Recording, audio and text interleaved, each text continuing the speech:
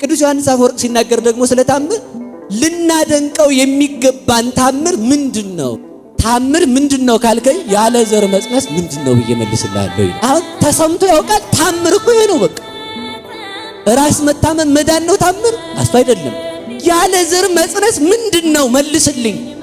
እርግጠኛው የምነግራችሁ ከዚህ በላይ ታምር በዓለም ላይ የለም። ከማን በላይ? ከድንግል ማርያም በላይ። በዓለም ላይ ታምር ከድንግል ማርያም በላይ የለም። አዋላጅ ሳይኖር መውለድ ምንድነው ብዬ ጠይቃለሁ። አንድም ተመልከቱ፣ ስትወልድ እሷ ሴቶች የሚሰማቸው ሳይሰማት መውለድ፣ እሱ ሕፃናት የሚሰማቸው ሳይሰማው መውለድ ምንድነው ብዬ ጠይቃለሁ። ታምር ይሏል ድንግል ማርያም ናት። እሳትን የሳመ ሰው አለ ወይ? ነፋስን ባዳራሽ ቆለፈ አለ ወይ? እሳትን ስማ ከንፈሮቿ ያልተቃጠሉ ድንግል ማርያም ናት እንጂ ታምር። ዓለማት የማይወስኑትን ጌታ በማይጸኗ የወሰነች ድንግል ናት እንጂ ታምር። ከነፋስ የሚረቅ ከሐሳብ የሚረቅ የእግዚአብሔር አብ አካላዊ ቃልን በማህፀኗ የወሰነች ድንግል ማርያም ናት እንጂ ታምር።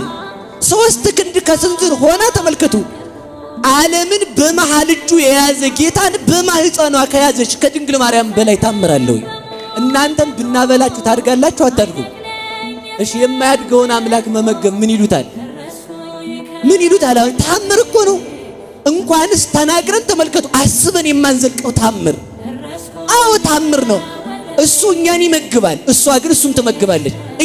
በመለኮቱ አይመገብም፣ እንደ ሰውነቱ ደግሞ እየተመገበ ያድጋል። ከዚህ በላይ ታምር አለ ወይ?